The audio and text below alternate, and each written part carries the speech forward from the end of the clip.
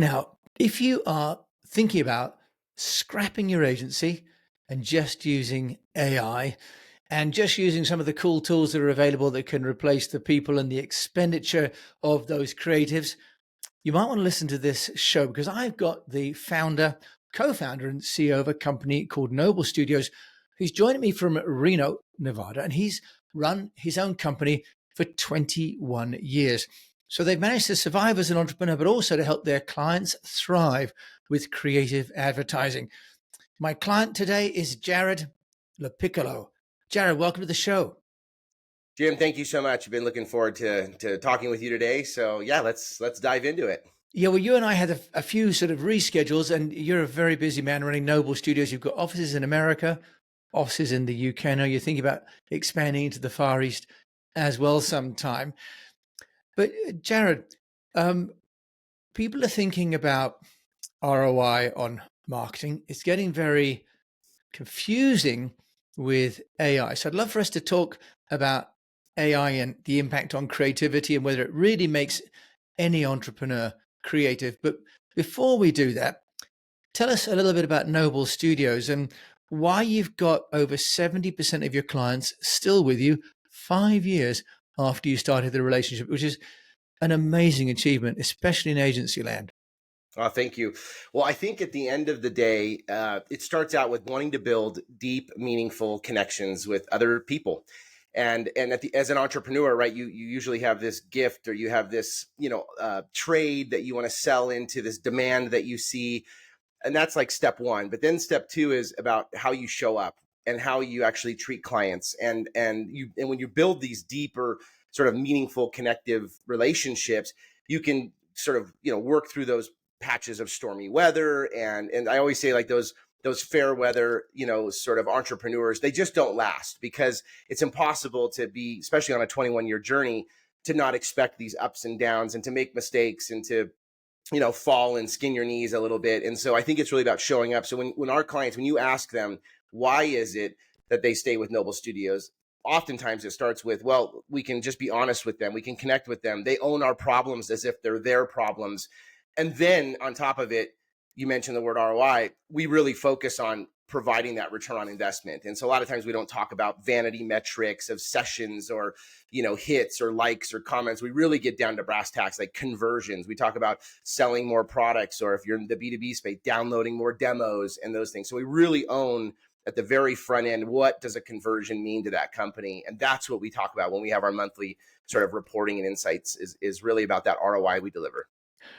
So Jarrod, when you talk about ROI, return on investment, tell us, how do you do that? That is the holy grail, because with digital now, of course, attribution is very possible, right? Yeah. It's the old days of you run an ad, you see who turns up to the store, but you don't know the connection between the two. That's over. So can you give us like some tips, some guides? What do you do at Noble Studios to ensure this connection between the person who's out there, the customer journey, and them taking specific action for the client? Well, I think it really starts with reframing what you're providing for your customers. And so, we don't work with, restaurants since they're just too small, but using that as an analogy, if you work with a pizza restaurant, at the end of the night, they have to sell so many number of pizzas to get to their margins, to afford their team, to afford their own local marketing, and, to stay open 6 days a week or, whatnot. And so I think you really need to get to talking about what it is that they're actually selling. What does the bottom line mean? And so if it's, we work a lot in the travel and tourism space, they need what they call heads to beds, or what we like to say like hearts to beds. But it's the idea that they need hotel bookings. And so when we talk to our client, we don't talk about how much traffic we sent to, the Marriott in that one location. We actually talk about the Marriott had over 1,500 room booked nights, because of the effort that we did. And we can, to your point, attribute all that marketing back to those things. If we're working in the B2B space, as I mentioned, it could be that, demos lead to, which is an MQL, leads to an SQL, and that leads to a conversion, like an actual sold piece of business. So we're talking in the form of demos. We need to schedule 400 demos a month, or, So it's just like that. I think a lot of marketing and advertisement agencies, they still stay in the metrics world, of marketing, as opposed to living in the world of your customers and what it is they actually sell and what actually moves the needle.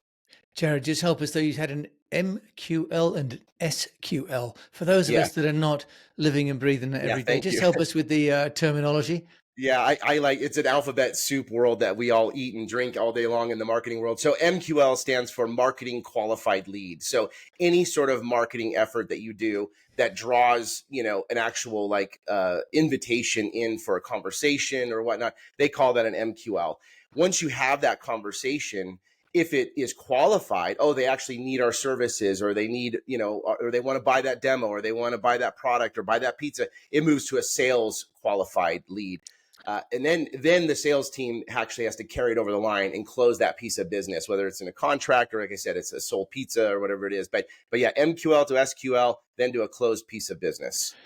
Jarrod, in my experience, clients were always reluctant to share the sales information, and I used to run a Yeah, PR firm, and I would say, if you let me see the metrics on the website, I can show you an uplift, for example. And they're like, no, yeah, that's internal. We don't share that. right. What's your advice for entrepreneurs that are holding agencies at arm's length like that? Yeah, it's an age old problem, right? You see that, and you know what, it started really in the sort of big corporate world, I would say in the 60s and 70s, when you had these very active sales teams, and then you had this marketing team, and they were always separate, right? In different buildings, they never communicated with each other.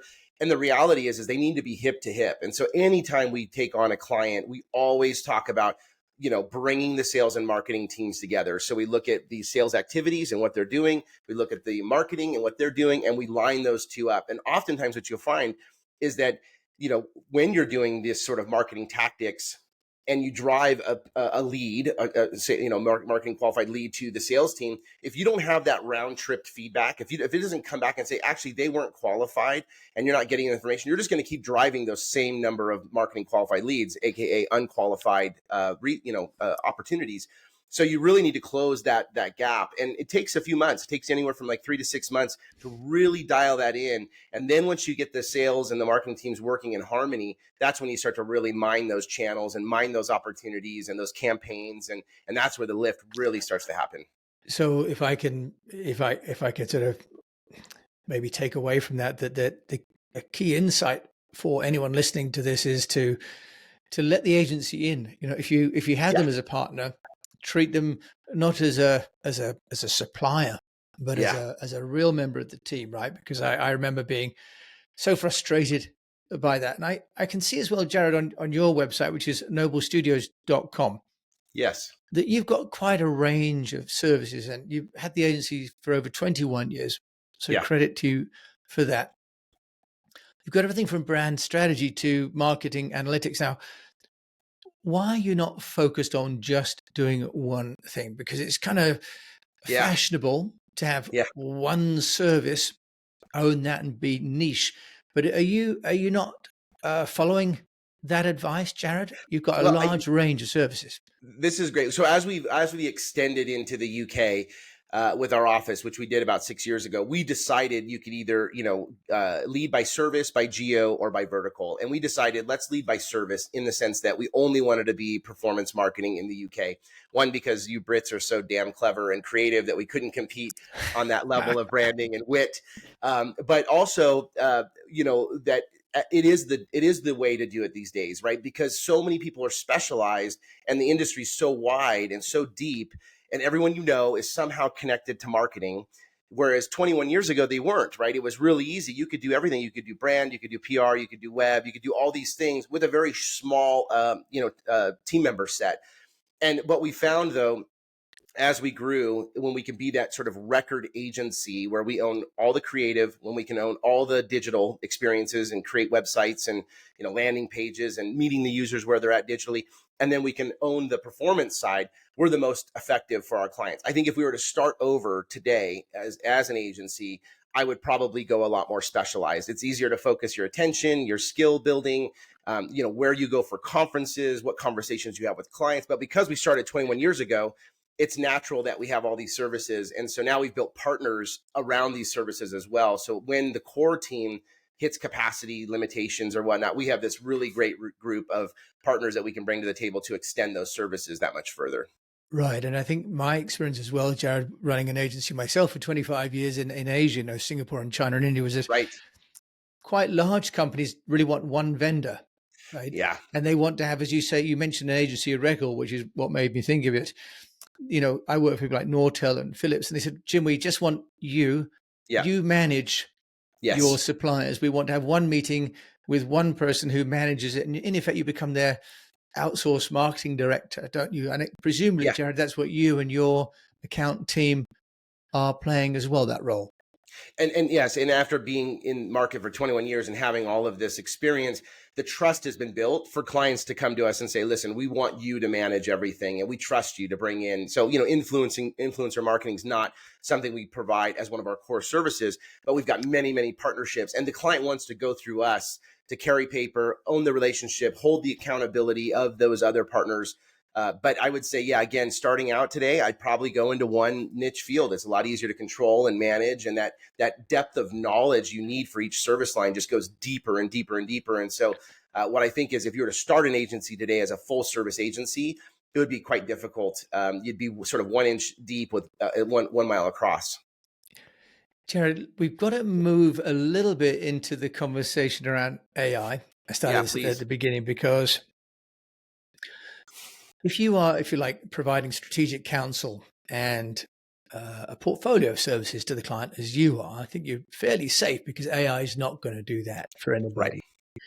But help us with your view, where you see AI impacting the ability of entrepreneurs to co-create with AI, self-create, to do away with the like bespoke service. What's your view on that?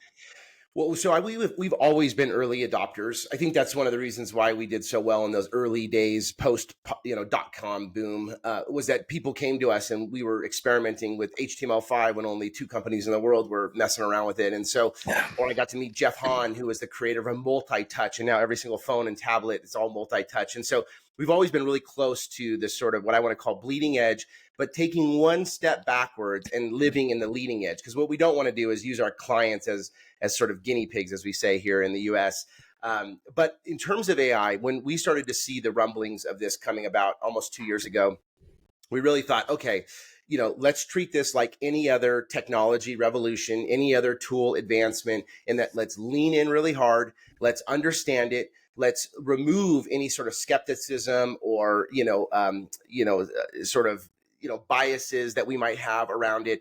And let's start to really sort of mature ourselves in it. So we bought all the different licenses for the Midjourneys to the Dollys to, the ChatGPTs and extended that to our team. We created an AI task force, which included about 5 individuals on our team, multidisciplinary individuals coming from, different areas within the company that they meet on a monthly basis. We created a point of view around AI. We even involved our legal counsel and we created a matrix of all the different tools and the terms of uses so we could properly communicate to our clients when we're using AI. So this was sort of the foundational setup of how we could adopt it.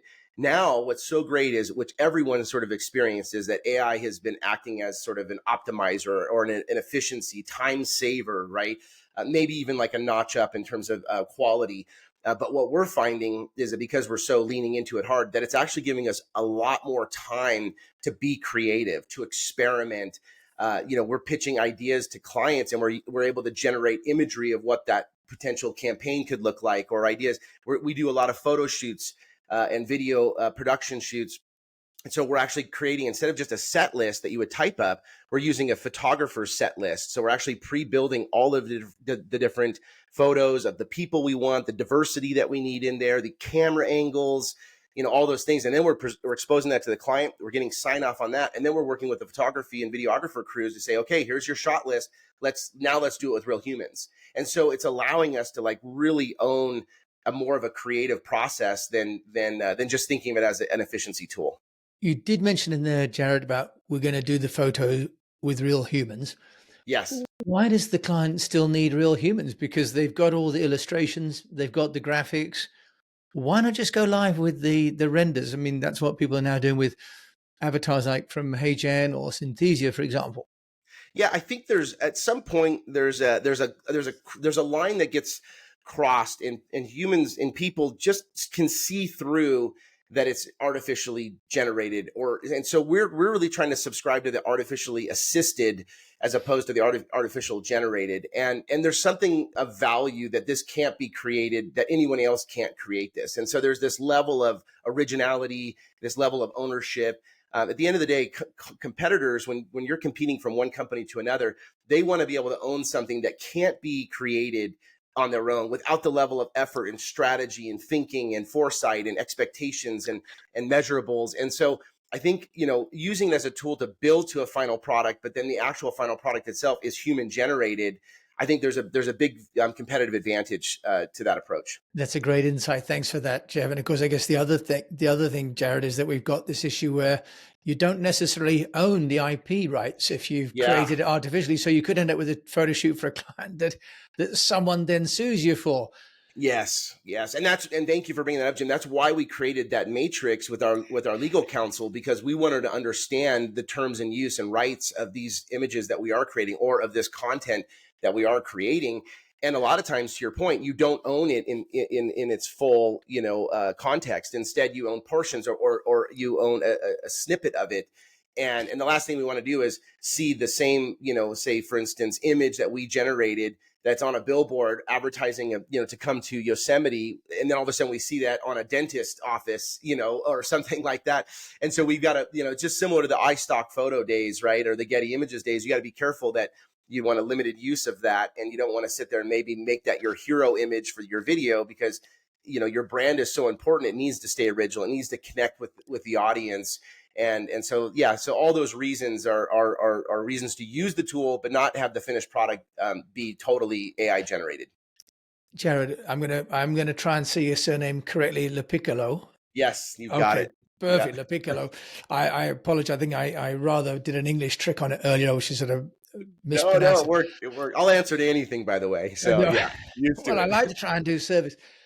Jarrod, I also, please, would like you to just take us through sort of a bit of a case study of what does work, because many of us don't get a conversation with someone like you about, what would be a successful marketing campaign. Obviously, you've got so much experience, but for those people that want to see this on YouTube, you can see there's a great set of case studies at noblestudios.com. And I've got in front of me one about, it's called it's the Grand Canyon helicopter tours.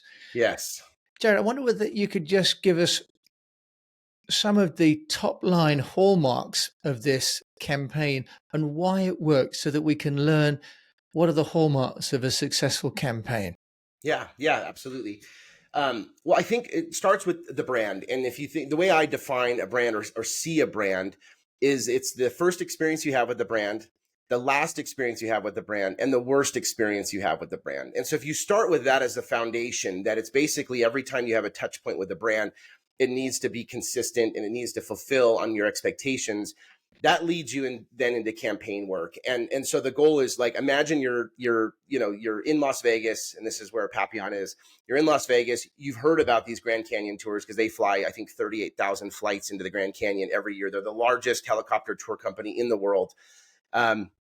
But you've heard about this. So you imagine you land in Las Vegas. You're like, I'm interested in you're seeing them buzzing around like, big mosquitoes in the sky, right? And you're like, I want to do this tour with the family. And you go to the concierge, at the front desk, and they tell you that, hey, we have these Papillon tours, you can go to the website here. Or you happen to be in the hotel room and you're searching online and you type in Papillon tours, or you type in helicopter Grand Canyon tours. You want to make sure, no matter what entry point you're into that campaign or into that brand, that it has a consistent feel and touch point. And so when we create these campaigns, the calls to actions, the imagery that we're using, the messaging that we're using, all of that follows through from when you click on a banner in a social ad or in, being retargeted, and you actually land onto the landing page, all the same imagery, all the same CTAs, the same messaging, all of it has that consistent touch point, so that we're fulfilling on the brand's promise of, what you're expecting to see. And then it doesn't just stop there, right? Once the campaign is completed in that you've subscribed, you're going tomorrow at 6 o'clock and you have to show up at the airport. That is now it's their job to carry the brand promise all the way through to the experience as well. And then post your trip to the Grand Canyon, it's about, what is that follow-up message? Share your photos, tell your stories, refer a friend. All of those pieces need to be connected to the brand and that promise. And so this is why this campaign, we did a really great job for them. It outperformed the industry standard. We just won an eTourism award for best paid advertisement campaign for these guys just about 2 months ago. So yeah, really proud of the work that we did here. Yeah, wonderful. And you even got a 46% increase in organic sessions from France. So there's Yes. there's a whole story there, I'm sure, on localization. And if you want to find out more, go to noblestudios.com. There is. But Jarrod, so what I love your explanation there about the need for marketing to be before, during, and after the customer Yes. journey, that it has to be consistent over time and across multiple touch points, which I think is really where the professional services of people like yourself come in, isn't it? Because often the entrepreneur is busy delivering and does the sales and kind of is worried about where the next customer is coming from. And it's often the afterburn, the after experience that's so powerful for people. Yeah, Jim, I talked to you earlier. I think I mentioned that, my background is in architecture. And if you think about Disney, I always love Disney's brand. It really focuses on that user-centric design. And if think of any Disney experience you've had before, during, and after, they do such a wonderful job of holding that user-centric design, that brand promise, that brand experience. And so for me, I've been able to transfer that physical architectural approach to the digital architecture approach. And I think that's one of the reasons why we are so successful, is that we just think about the user at every moment and every time, every interaction. Jarrod, I'm going to switch gears slightly here because you're an entrepreneur, 21 years, credit to you. We know it's not easy, and running an agency myself for 25 years through the ups and downs of various markets and so on. Let's just talk about, as an entrepreneur, I don't want to embarrass you here, but would you say there's some, let's call it a learning, something that happened, maybe you call it a mistake, a learning opportunity. Could you just explain what that might have been for my fellow unnoticed entrepreneur to learn from? Something that you've done in those years, maybe from a marketing and branding perspective, that didn't quite work out, that you'd suggest we don't try at home? Well, I'll start with a philosophy, very short, and then I'll go into a story. So I believe that, we learn when we make mistakes. Now, it sucks when you make the same mistake over and over and over and over again, because then you're effectively not learning. But we don't really learn when we win or when we're successful. You assume this is why you won. But when you lose or when you make that mistake, right away, okay. And that's one of the reasons why we created this tagline for Noble. We call it "Let's Be Better Every Day." It's an invitation to, always optimize, always looking tomorrow to say, what can I do a little bit different?